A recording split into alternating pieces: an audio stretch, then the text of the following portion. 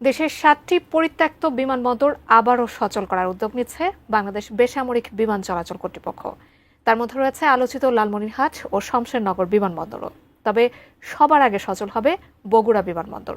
বিমানবন্দরগুলো চালু হলে দেশের পর্যটন অর্থনীতির বৃদ্ধির পাশাপাশি নতুন সমীকরণ আসতে পারে দক্ষিণ এশিয়ার ভূ রাজনীতিতেও।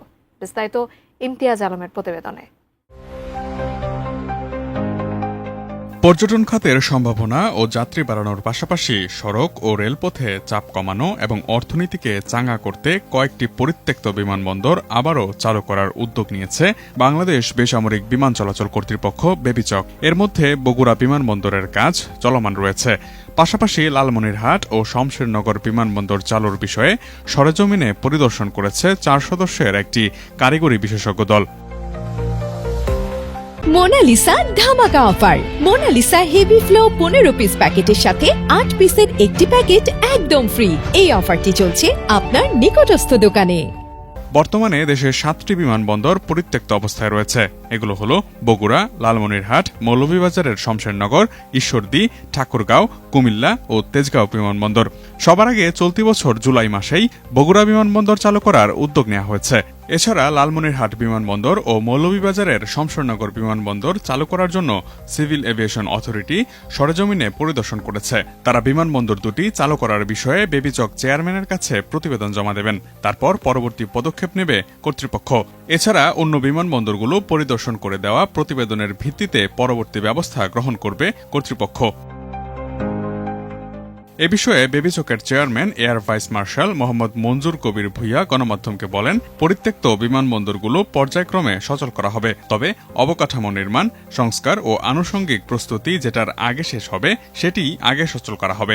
সেই হিসেবে সবার আগে চালু হচ্ছে বগুড়া বিমানবন্দর। তবে বাণিজ্যিকভাবে শুরু হতে 1 থেকে 1.5 বছর সময় লাগতে পারে বিমানবন্দরটির।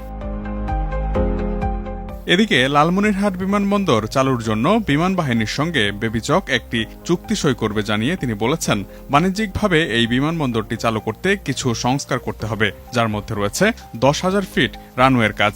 1931 সালে ব্রিটিশদের দ্বারা নির্মিত 4 কিলোমিটার রানওয়ে বিশিষ্ট এই বিমানবন্দরটি আয়তনে দক্ষিণ এশিয়ার দ্বিতীয় বৃহত্তম বিমানবন্দর হিসেবে পরিচিত। একটি বিমানবন্দরের উল্লেখযোগ্য অবকাঠামো যেমন 4 কিলোমিটার রানওয়ে, বিশাল টারমাক, হ্যাঙ্গার, ট্যাক্সিওয়ে ইত্যাদি এ সকল অবকাঠামো সংবলিত লালমনিরহাট বিমানবন্দরটি পরিত্যক্ত অবস্থায় রয়েছে। সামান্য সংস্কার করা হলেই এটি ব্যবহার উপযোগী হয়ে উঠতে পারে।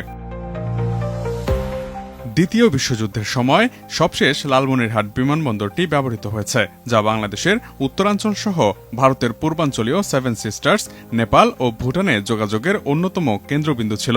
স্বাধীনতা লাভের পর বিভিন্ন সময়ে বিমানবন্দরটি চালুর দাবি ওঠে স্থানীয়দের পক্ষ থেকে।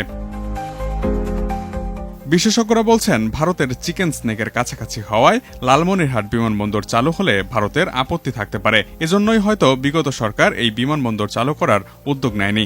বর্তমান সরকার উদ্যোগ নেয় ভারত আপত্তি জানিয়েও সুবিধা করতে পারবে না। উপরন্তু বাংলাদেশ ভূ রাজনীতিতে এগিয়ে থাকবে। এদিকে দ্বিতীয় বিশ্বযুদ্ধের সময় নির্মিত আরেকটি বিমানবন্দর হচ্ছে মৌলভীবাজারের কমলগঞ্জে শমশেরনগর বিমানবন্দর। অযত্ন অবহেলায় পড়ে থাকা বিমানবন্দরটিতে 1975 সালে বিমান বাহিনীর জন্য একটি ইউনিট খোলা হয়। সেখানে বিমান বাহিনীর তত্ত্বাবধানে একটি প্রশিক্ষণ স্কুল চালু করা হয়। সেই থেকে বিমান বাহিনীর প্রশিক্ষণ বিমান ও হেলিকপ্টার ওঠানামা করছে সেখানে। বিমানবন্দরটি চালু হলে প্রবাসী ও পর্যটকদের জন্য যোগাযোগ আরও সহজ হবে। বাংলাদেশ বিমানের সাবেক পরিচালনা পর্ষদ সদস্য ও এভিয়েশন বিশেষজ্ঞ কাজী ওয়াহিদুল আলমের মতে, এই শমশেরনগর বিমানবন্দরটি খুবই গুরুত্বপূর্ণ। এটি ব্যবহারে নেপাল ও ভুটানও প্রস্তাব দিয়েছে।